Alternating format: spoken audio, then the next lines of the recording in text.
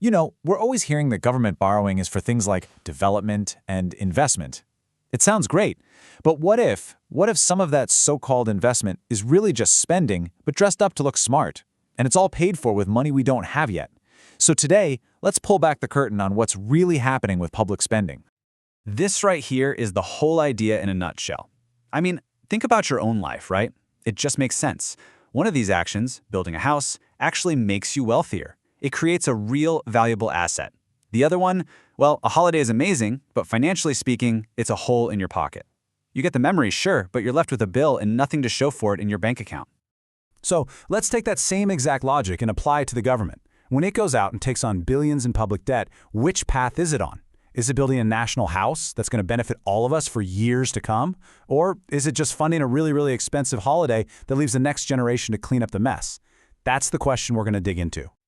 Okay, to figure that out, we first have to get our heads around the official language they use to justify all this borrowing. Let's look at the magic words. You'll hear this phrase thrown around all the time, especially during budget season. Capital expenditure, or they'll shorten it to Capex. It's always presented as this super responsible, forward-thinking reason to take on debt. It's supposed to sound like they're building the future. And here's the official definition. On the surface, this sounds fantastic, doesn't it? Improving buildings, buying new equipment, developing land. This is exactly what we want a government to be doing with our money. But here's the twist. This is where it gets really interesting.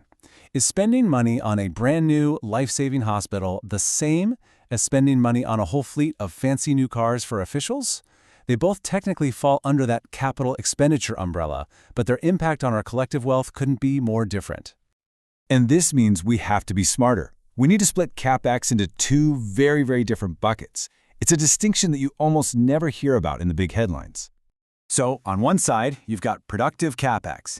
This is the good stuff. This is spending that actually builds public wealth, grows the economy, and crucially makes it easier to pay back the debt down the road. But on the other side, you have Unproductive Capex. This stuff just consumes public wealth and piles on more debt without giving the economy any real boost. So what does productive spending actually look like? Well, it looks like this. Power plants that generate electricity and revenue, roads that connect businesses and boost commerce, medical equipment that keeps people healthy and productive. These are true investments. They pay us back. Now compare that to these examples. A big, new administrative building, or a fleet of cars for government officials. Sure, they're technically assets, but do they make any money? Nope. In fact, they do the opposite. They lose value over time. They depreciate.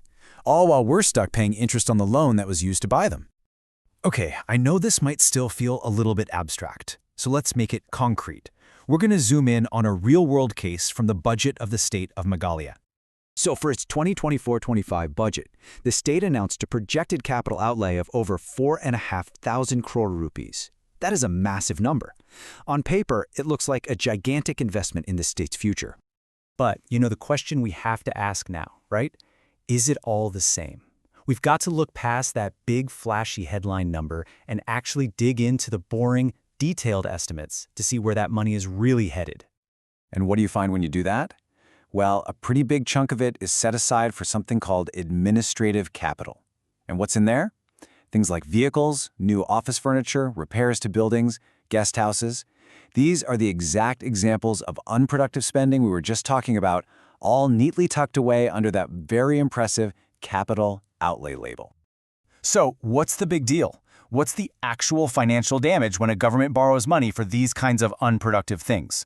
Let's just break down the simple math. Just look at the difference here. It's night and day. If you borrow money at, say, 8% interest to build a power plant that makes a return of more than 8%, you're creating wealth. The project pays for itself and then some. But if you borrow at that same 8% to buy a luxury SUV that makes zero revenue and just loses value every single day, you are literally destroying public wealth. Let me just repeat that because it's so important. This isn't just a case of inefficient spending. It's an active destruction of wealth. You take on debt, you pay interest on that debt, and you're left with an asset that's worth less than what you paid for it. It is a perfect recipe for making the public poor. Now, the cool thing is, this isn't just something for economists to argue about. Once you understand this difference, it gives you, as a citizen, the power to ask much better questions and hold people accountable. You don't have to just nod along and accept the big headline numbers. So what should you be asking instead? Here are 3 really simple but powerful questions to get you started. First one's easy. Just ask for the details. Forget the summary. Can I please see the line-by-line breakdown? This simple act forces transparency. It shines a light on what's really being bought with borrowed money. Second, you make them compare. Pitting one type of spending against another is incredibly revealing. It tells you everything about their priorities. Are we prioritizing the comfort of officials over the health of the public? This question gets right to the heart of it. And finally, this one. This is the killer question.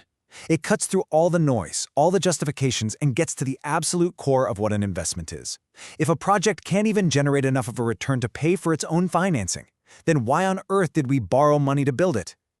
And that brings us right back to where we started.